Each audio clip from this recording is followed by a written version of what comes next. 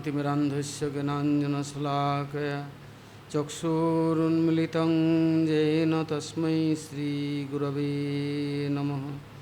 वाञ्छाकल्पतरुभ्यश्च कृपासिन्धुभ्यैव च पतितानां पावनेभ्यो वैष्णवेभ्यो नमो नमः।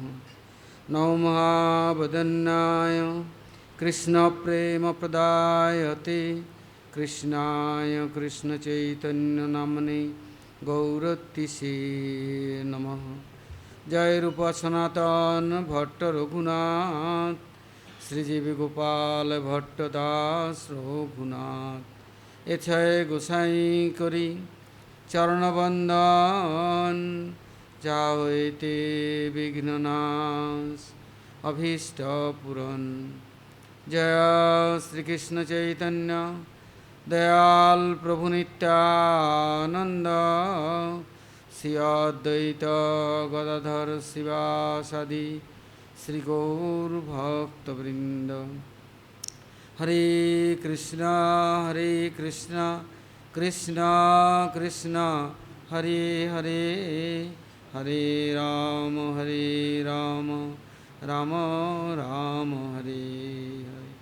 बोलो श्री गुरु जी महाराज की जय, गुरु परंपरा की जय, अनंत अनंत कोटि वैष्णव वृंद की जय, सपार सदगौरहरि की जय, गौर नित्यानंद प्रभु की जय, जगन्नाथ बलदेव सुभद्रा सुदर्शन जीव की जय, भक्त विघ्न विनाशन कारणी सिंहदेव की जय, भक्तराज प्रहलाद महाराज की जय, सर्व अभिष्ट प्रदाता गिरिराज गोवर्धन जीव की जय, गोविंद गोपीनाथ मदन मोहन जीव की जय, ब्रजमंडल धाम की जय, ब्रजवासी भक्तवृंद की जय, ब्रजेश्वरी मधेश्वरी प्राणेश्वरी श्रीमती राधा रानी की जय, ब्रजदेवीगण की जय, समवेत गौरभक्तवृंद की जय, गौर प्रेमानंदे हरि हरि।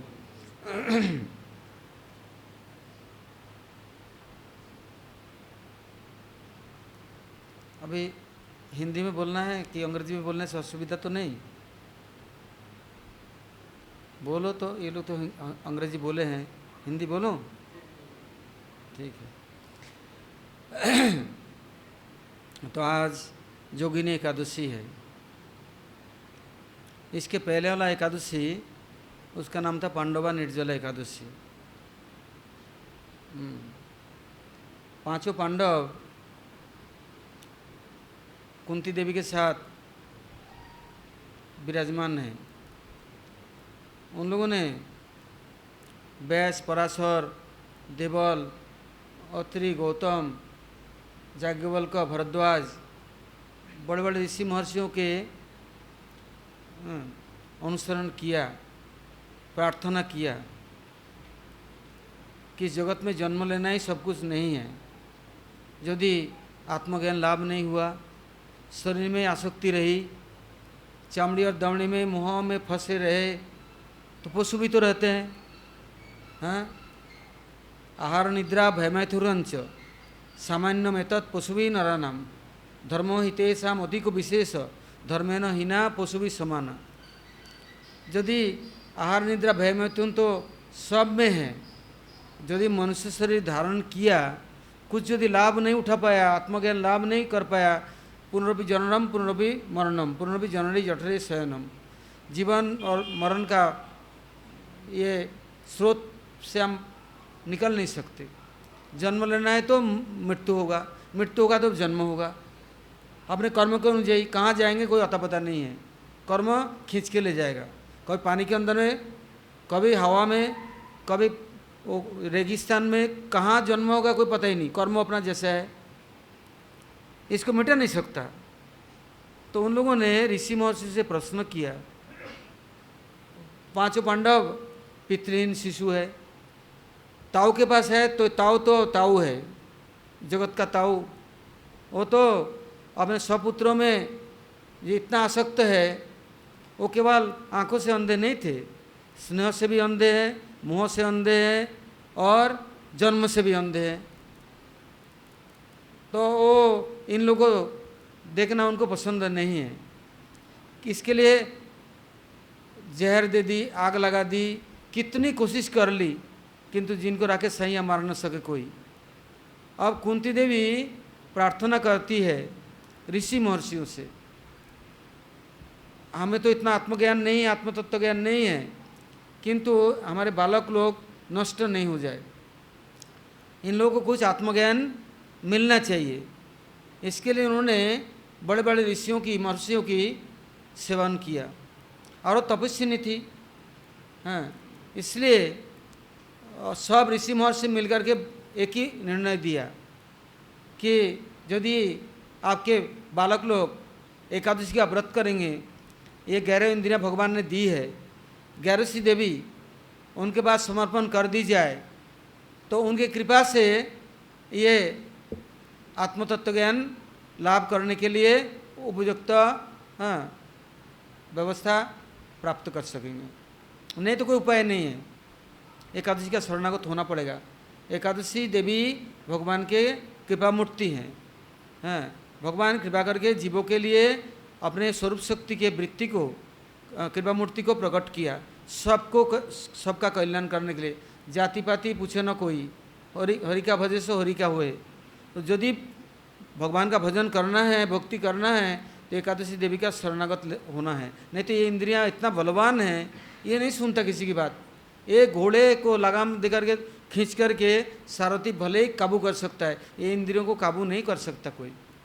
और इसके राजा मन बैठा हुआ है, वो तो सुनते ही नहीं है, वो तो ऐसे हॉर्स रेस, घोड़ दौड़ चलता रहता है, किधर लेके खाई गड्ढे में गिरा देगा, सोचता नहीं है, इनका बर्बाद हो जाएगा नहीं सोचता है, दुखी होगा नहीं सोचता है।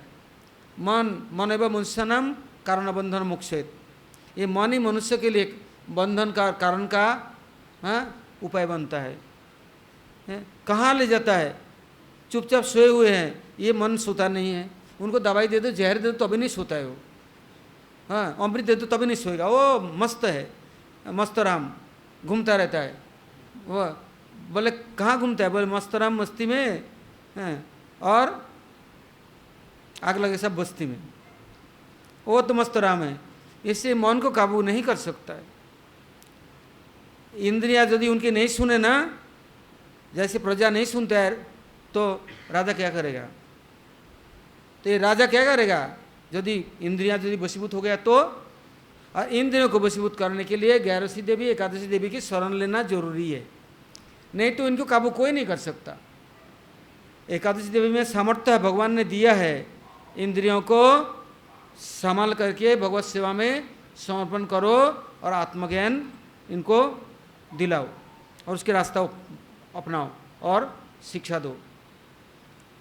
इससे महाराज अम्बरीश वो हस्तिनापुरी छोड़ के मथुरा आ जाते दशमी के रात को, शाम को, और दृढ़तंबू डाल देते जमुना के उस पार। वो क्यों? वहाँ दुर्वासा ऋषि का आश्रम है, दत्तात्रेय, पराशर और सप्तर्षि विराजमान है। इनके आश्रम में लेकर के मेरे को व्रत करना है।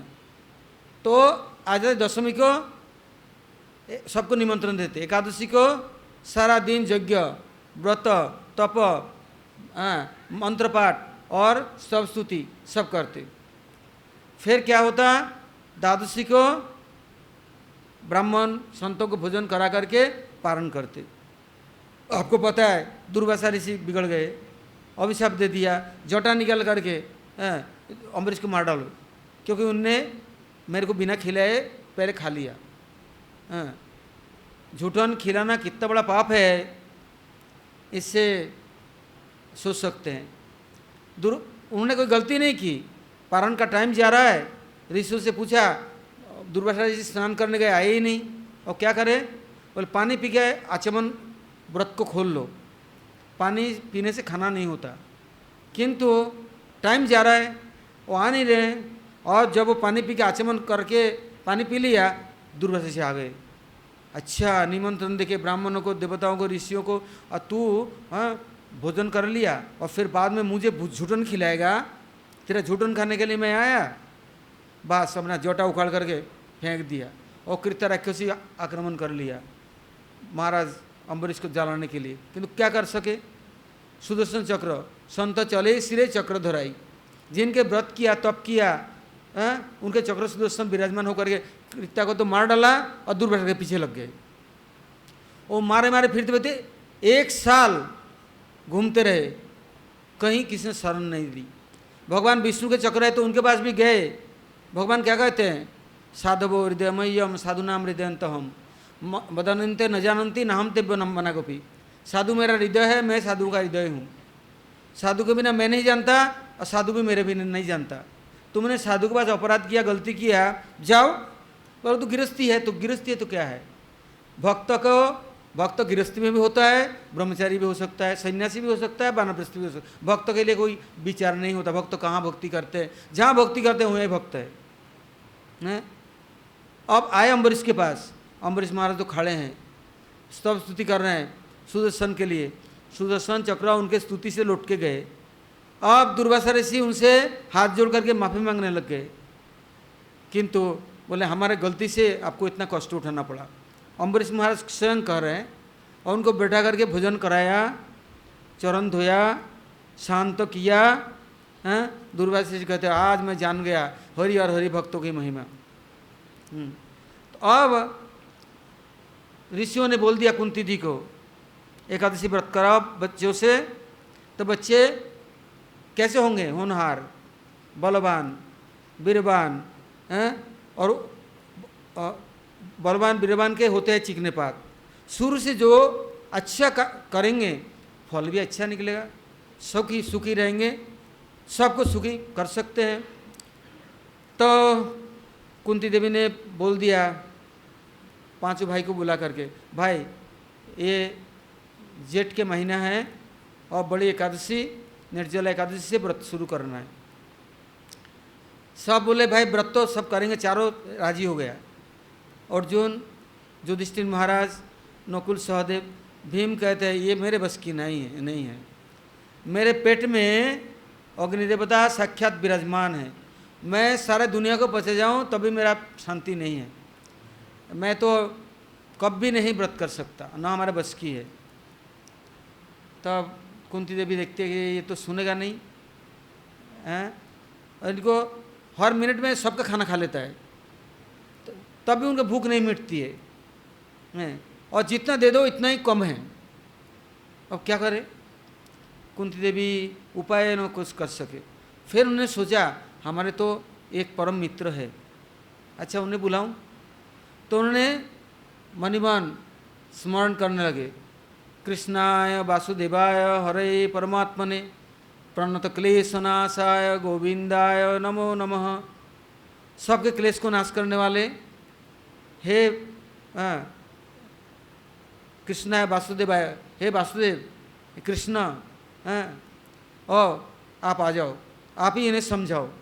ये नहीं मानता, एकादशी करेगा नहीं और जीवन बर्बाद कर देगा, क्योंकि एकादशी का अन्न खाए तो सारा दुनिया का पाप और कलेश और झंझाट सब इनको पर, और इन्हीं को ही ज़्यादा मारने के लिए तैयार। कभी जहर इनको ही दे रहे हैं, कभी इनके पीछे सब पड़े हुए हैं। तो अब क्या करें, कृष्ण आया, बुआ जी ने स्मरण की।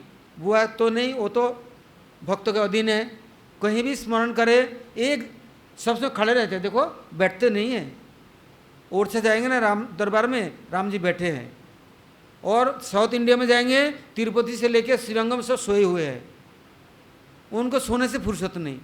हमारे कन्हैया सोते नहीं हैं, वो खड़े रहते हैं, कब कौन बुलाएगा जल्दी भागी चलो हैं, वो उनके खबर आने के पहले ही चल देते हैं। तो पहुंच गए, अरे बुआ जी कैसे याद किया, अरे याद तो इसलिए किया बेटा, ये ऋषियों ने महर्षियों ने आदेश दिया एक व्रत करो, एक साधे सब साधे, सब साधे सब जाए, एक व्रत कर लो। तो कौन सा, एकादशी। और सब व्रत एक एक इंद्रियों को भले ही कुछ खुश करे, 11 इंद्रियों को कोई नहीं बस कर सकता। 11वीं देवी एकादशी देवी नाम ही है एकादशी और 11वीं, वो ही इंद्रियों को बस कर सकते हैं और स्वस्थ बना सकते हैं और सुस्त शिक्षा दे सकती है, कंट्रोल कर सकती है, और कोई नहीं। ये नहीं करेगा, ये बोलता है मैं नहीं रह सकता। कृष्ण बोले भैया मैं खुद एकादशी करता हूँ, नंद बाबा ने सिखाया बचपन से हैं। मैं ग्वारिया गाय चराने जाता था, सुबह शाम को आता, बाबा बोले आज एकादशी है, चलो अंबिका वन, चलो सरस्वती कुंड, रात भर यज्ञ होगा। कभी बाबा को सांप ने ग्रास कर लिया, कभी बाबा को कुबेर के वरुण के दूतों ने पकड़ के ले चला गया। हाँ, किंतु सब जगह जयी हुई है।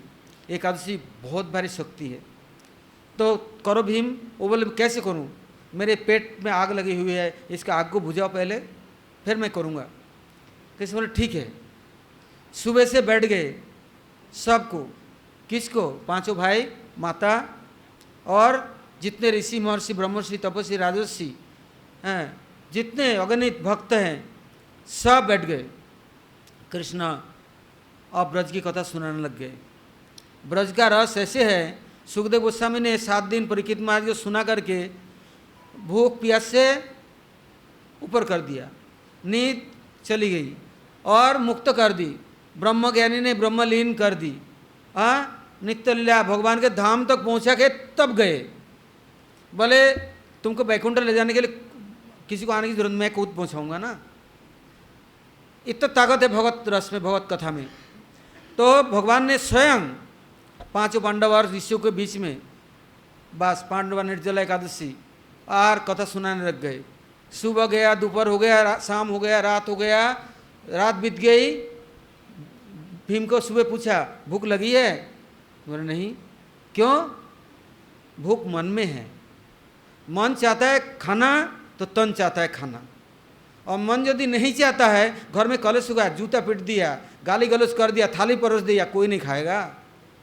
एक कुत्ता को भी मार दो ना, डंडा पीटते रहो और दे दो टुकड़ा, वो भी नहीं खाएगा। तो मान अपमान कोई नहीं सहन कर सकता है। तो नहीं तो 56 भोग कृष्ण के लिए बनाया दुर्योधन ने। बोले मित्र आओ चलो भोजन करेंगे।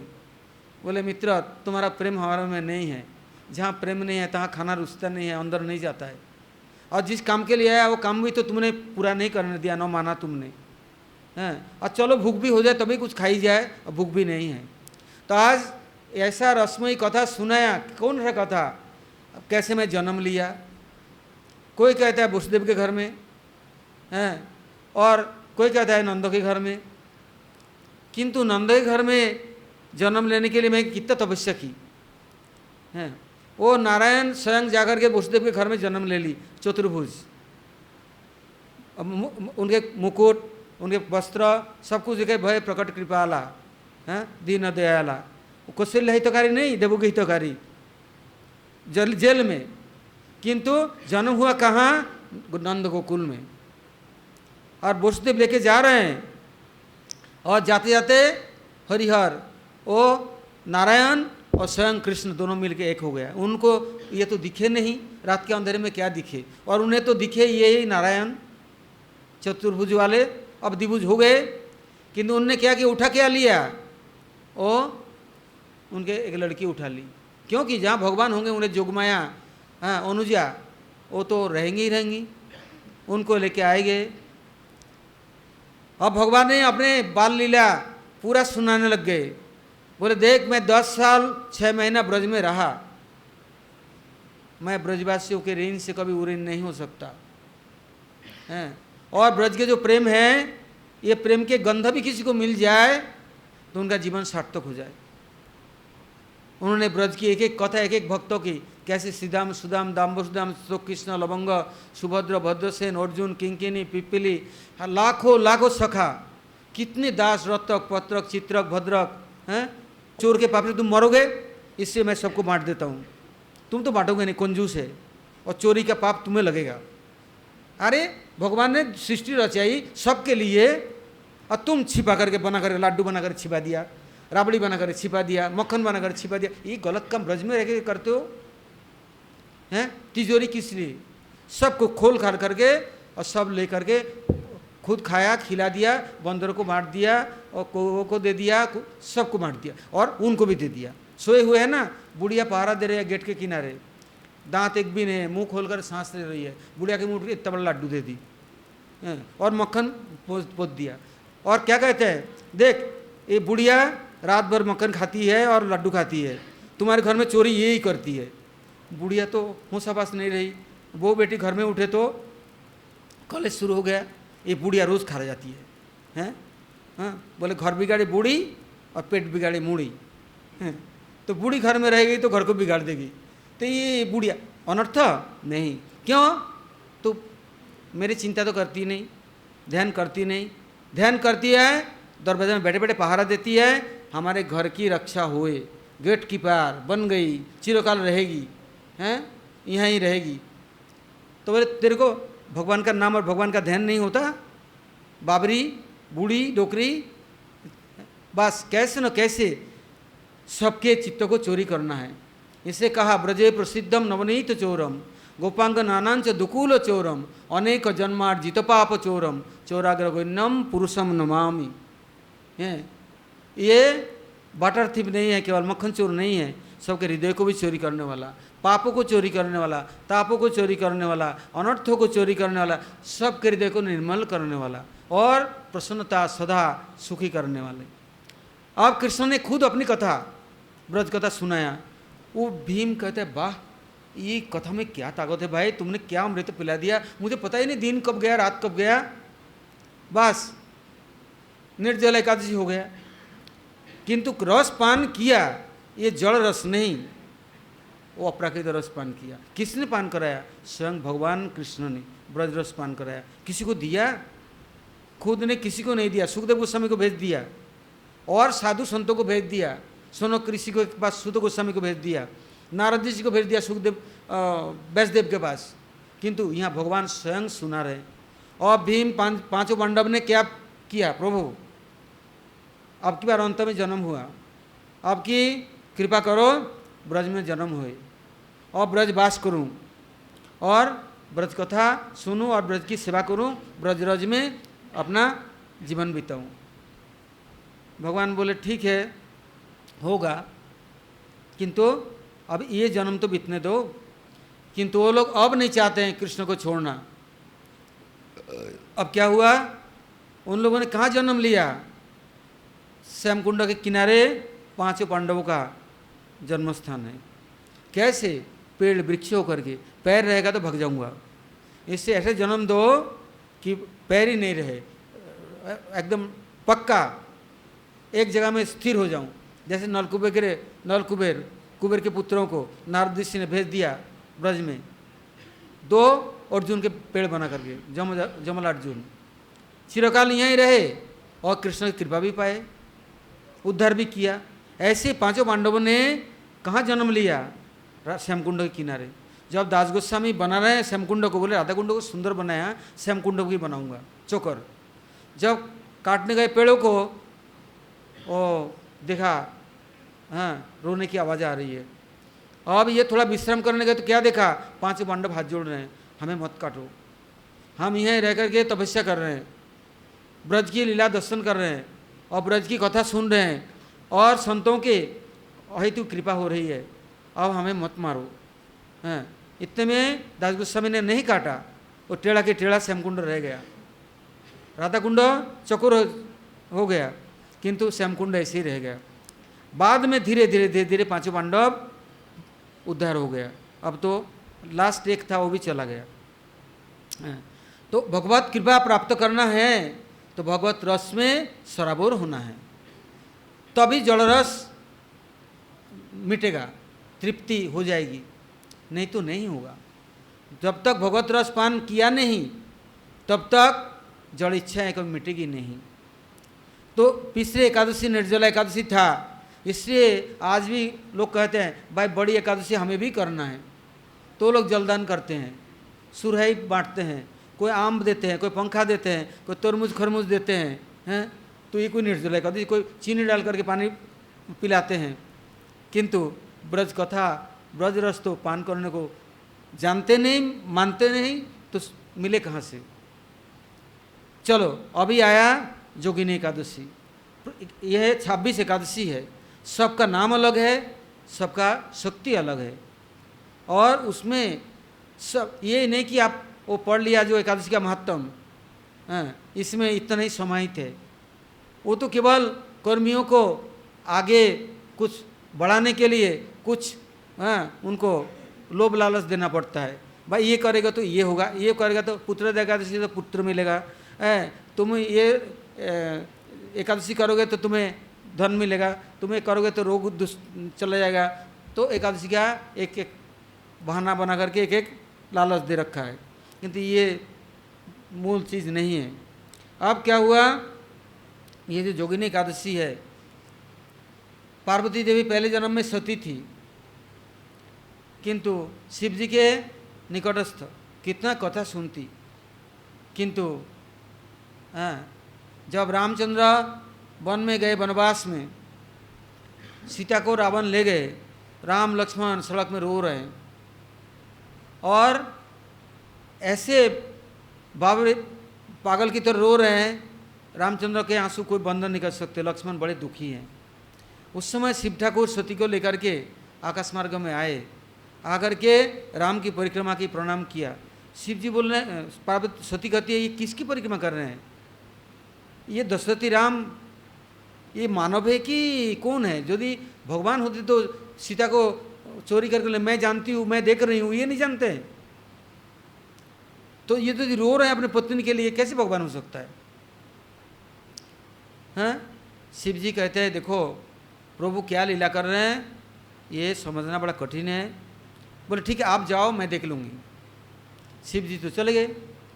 अब सती ने क्या किया, सीता का रूप बना ली, बना करके राम जंगल में जा रहे हैं, वो सामने खड़ी हो गई पेड़ काड़ में सीता का रूप लेके। जब ये देखा रामचंद्र जी बोले माता आप अकेली कैसे हैं, हमारे शिव ठाकुर कहाँ हैं, आप अकेली कैसे जंगल में अकेली खड़ी है।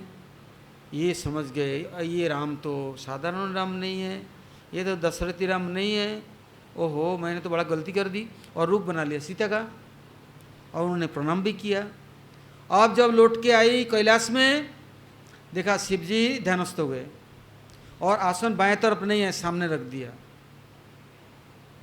क्योंकि माता का रूप बना लिया, सीता माता का रूप बनाया। अब तो स्वीकार करना भूल गए, अब तो दुखी हो गई। अब जब ध्यान भी टूटा तो समाधि से भी अब उठे तो अब वो व्यवहार रहा नहीं। अब चली गई पिताजी के यज्ञ में, दक्ष यज्ञ में, वहाँ जाकर के दक्ष तो पहले से ही उतावला है, बहुत निंदा शिव निंदा करने लग गए, सहन नहीं कर पाई, अपने अग्नि में अपना शरीर को छोड़ दिया। बोले ये पिता ने शरीर दिया, ये शरीर मैं आज तुम्हारे लिए छोड़ देती हूँ, छोड़ दिया। अब हिमालय के कन्या पार्वती होकर जन्म ली, बड़े दुखी हैं। नारद ऋषि मिले, नारद ऋषि ने उनको समझाया, देख जीवन में योग का साधना कर, महायोगी शिव ठाकुर है। शिव ये दो अक्षर मंगलमय हैं, जहाँ शिव शिव नाम कोई करेगा तो सब अमंगल जाएगा, मंगल होगा। वो शिव जी की आराधना कर, देवता लोग आएंगे तेरे को बहकाने के लिए, कोई और आएगा, किंतु सुनना नहीं, भूलना नहीं, शिव ठाकुर के चरणों में ही अपने को समर्पण करना। तो नारद जी के बातों से वो शिव जी की आराधना करने लगी, किंतु शिव जी तो समाधिस्थ है। शिव जी ने पार्वती सती जाने के बाद बहुत कथा है, वो समाधिस्थ हुए और पृथ्वी अंधेरा हो गया, मतलब तमगुण से युक्त हो गए, कोई तमगुण से मुक्त करने वाला रहा नहीं है। स्वयं भगवान विष्णु देवता लोग आए और व्रत उनसे समाधि भंग करने के लिए कामदेव स्वयं आए, किंतु वो भी जल गया, मर गया। किंतु भगवान ने कहा एकमात्र हरिकीर्तन से ही शिव जी अपना समाधि से बाहर आ सकते हैं, और तो कोई उपाय नहीं।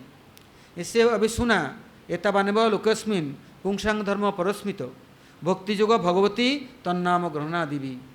एकमात्र भगवान के नाम कीर्तन के अलावा और कोई हमारे लिए संपूर्ण रूप से कल्याणकारी नहीं है। सब देवता मिलकर के भगवान विष्णु स्वयं अपना नाम का अपना कीर्तन करने लग गए। शिव जी का समाधि टूटा कब? शिवरात्रि को। इसके पहले मनुष्य आता है तो शिवरात्रि को शिव जी समाधि टूटे तो हिमालय की कन्या पार्वती को ले आए। देवता लोग सब मिल करके उनसे प्रार्थना किया, इनको स्वीकार करो, क्योंकि यदि स्वीकार नहीं किया फिर समाधि में चले जाएंगे, वे हरिकथा कीर्तन नहीं करेंगे, संसार का उद्धार नहीं करेंगे। तो पार्वती जी उनके शरण में आई तो उन्होंने स्वीकार किया भगवान सबके अनुरोध से। जब से उन्होंने हरिकथा कीर्तन दोबारा शुरू कर दी, अब पार्वती जी उनसे प्रार्थना करने लगी, क्योंकि इसके पहले चित्रकेतु महाराज भी आए थे। चित्रकेतु महाराज ने शिव जी को बोले ये हरिकथा करने का तरीका है क्या? बैठे हैं नंगे धड़ंगे और गोदी में बैठा लिया अपने पत्नी को। हैं, उस समय भी सती जी थी, सती जी ने अभिशाप दे दिया था, तू असुर हो जा, राक्षस हो जा, जरा पतन हो जा तेरा। कहाँ मैं हरिकथा सुन रही हूँ, हरिकथा कीर्तन कर रहे हैं, तू बोल रहा है कि मैं गोदी में अपने पत्नी को लेकर कथा सुना रहे हैं। तेरे को होश नहीं, शिव ठाकुर कौन है? ये शरीरधारी है कि ये शरीर से अलग है? क्या क्या बोल रहा है? तो उनको तो अभिशाप दे दी। पार्वती जी कहती है ऐसे कभी अभिमान मेरे को हुए नहीं, किसी को अभिशाप दूँ नहीं और किसी पर नाराज हो नहीं जाऊँ, आपके प्रति अवज्ञा करूँ नहीं, क्योंकि अभिमान सुरापान, गौरवम शुद्धरौरवम, प्रतिष्ठा सुकरिविष्ठा, तयम तक्ता हरिम भजित। हरि भजन करना है तो 3 चीज़ों से बचना है, अभिमान नहीं आना है। दारू पीने से होश नहीं रहता है, अभिमानी व्यक्तियों का भी होश नहीं रहता है। और गौरवम शुद्धरौरवम, यदि गौरव आ गया, नाम प्रतिष्ठा पूजा आने लग गया तो हम नरक में गए हैं। उस समय सर ऊँचा करके माला पहनते हैं, तिलक करवाते हैं, पगड़ी बनवाते हैं, लोग गुणगान करते हैं तो बहुत फूले समाते हैं। ये नरक का रास्ता। रावण का क्या हुआ, हिरण्यकशिपु को क्या हुआ, ओ बड़े बड़े कहाँ गए सब, रथी अतिरथी महारथी। इससे बोलते हैं प्रतिष्ठा सुकरिविष्ठा। सुअर के टट्टी कोई नहीं मलता, भले गोबर मल ले, किंतु प्रतिष्ठा आने लग गया ना, जिसने प्रतिष्ठा नहीं दी, हाँ मारो उसको, जेल में ढुकाओ। हाँ, एक देवी आई थी हमारे देश में, बोलते हमारे पैर जिसने नहीं छिया उसको तुरंत हटाओ। तो पार्वती देवी कहती है हमें ऐसा नहीं होने देना। हे शिव ठाकुर जोगी महाराज, जोगीराज, हमें जोगी नहीं बनाओ, अर्थात भगवान के साथ जोगयुक्त कर दो। तब शिव ठाकुर ने बोला सहस्र नाम पुण्यनाम तेरावृत्त तुजत फलम एकावृत्त तो कृष्णस्य नाम ही केवल तद प्रजच्छति। देख 1000 विष्णु नाम करेगी ना, तू रोज विष्णु सहस्रनाम पाठ करती है, उससे 1 राम नाम करेगी बराबर फल होगा, और 3 बार राम नाम करने से जो फल होगा 1 कृष्ण नाम करने से वो बराबर फल होगा। तो कहते अब तक क्यों नहीं बोला? बोले अब तक तूने बोला नहीं कि मेरे को जोगी नहीं, अर्थात भगवान से जोग तो कर दो। दीक्षा तो तभी मिलते हैं जब कोई रोएगा, प्रार्थना करेगा। तो तूने तो आज तक पूछा नहीं। धर्मपत्नी बन गई, कितना बड़ा घमंड हो गया, अभिमानी हो गया, हम तो आज राज लूट लिया। धर्मपत्नी का मतलब क्या है? धर्म के साझेदार है। अब वो बोले आज आपने स्वीकार किया कि नहीं? बोले नहीं, आज तुमको मैंने भगवान के चरणों में समर्पण कर दिया, अब उनकी जिम्मेदारी हो गई। तो इसलिए किससे बोला? पार्वती देवी ने एकादशी किया शिव ठाकुर के साथ। अब जब जोगिनी एकादशी आई, एकादशी केवल पारण का इतना सा टाइम था, तो उन्होंने बोला मैं जब तक विष्णु सहस्रनाम पाठ नहीं करूँगी तो कैसे व्रत खोलूँगी? तब उन्होंने बोला था सहस्रनाम नाम पुण्य नाम तिरावृत्तु तुजत फलम एकावृत्तु तो कृष्ण से नाम केवल। एक बार कृष्ण कृष्ण बोल दे बस हो गया, अब पारण कर लो, जाओ, इतना ज़रूरत नहीं है। तब पार्वती देवी अपना जोगिनी नाम प्राप्त किया, अर्थात भगवान के साथ जोगयुक्त हुए। जोगीराज शिव ठाकुर हैं। ये देवसभा में बड़ा तहलका मच गया। शिव ठाकुर ने देवी को समर्पण कर दिया। बोलते मैं खुद समर्पित हूँ, मैं खुद भगवान का ध्यान करता हूँ, भगवान का जप करता हूँ, भगवान का भजन करता हूँ, भगवान के नाम से वाराणसी में बैठ करके राम नाम देके सबके उद्धार करते हैं। मरे हुए मुर्दे ले आते हैं ना, उनको भी राम नाम सुना देते हैं। वो तारक ब्रह्म नाम है। अब पारक ब्रह्म नाम ब्रज में गोपेश्वर महादेव कृष्ण नाम का दीक्षा देते हैं। कृष्ण कृष्ण बोलो, फिर क्या बोलते हैं, नहीं इससे भी काम पूरा नहीं हुआ, राधे राधे बोलो तो तुम्हारा कल्याण होगा। कृष्ण कृष्ण बोलने से कुछ नहीं मिलेगा, धन संपत्ति औषधि दौलत और द्वारकापुरी मिल जाएगा कृष्ण कृष्ण बोलने से। मथुरा भले ही मिल जाए, ब्रज नहीं मिलेगा। ब्रज में आना है तो राधे राधे बोलो। तो वो पार्वती भी कहते आज मेरा जीवन सार्थक हुआ है, दीक्षा मिल गया मुझे। कृष्ण नाम और कृष्ण मंत्र अलग नहीं है। तो आज जोगिनी एकादशी, इस एकादशी में नियम है सारा दिन भगवान का नामों का जप होता है, कीर्तन होता है। उनका क्या करते हैं, केवल माला मंत्र लेके नहीं, जैसे 84 कोस यात्रा करते हैं, कोई गोवर्ध गिरिराज जी की यात्रा करते हैं, वृंदावन की परिक्रमा करते हैं, मथुरा की परिक्रमा करते हैं, किसी से बोलते नहीं हैं, मौनी अमावस्या की तरह बस 24 घंटा भगवान नाम का कीर्तन करते हैं। बस अब चित्त भगवान में अपने आप युक्त हो गया, और याद भी नहीं, ध्यान भी नहीं, कौन है कहाँ, मैं कहाँ हूँ, बस भगवत लीला, भगवत कीर्तन, भगवत रस से सराबर हो जाता है, जीवन सार्थक हो जाता है। तो ये जोगिनी एकादशी के, और स्वयं भगवान खुद कहते हैं कि मैं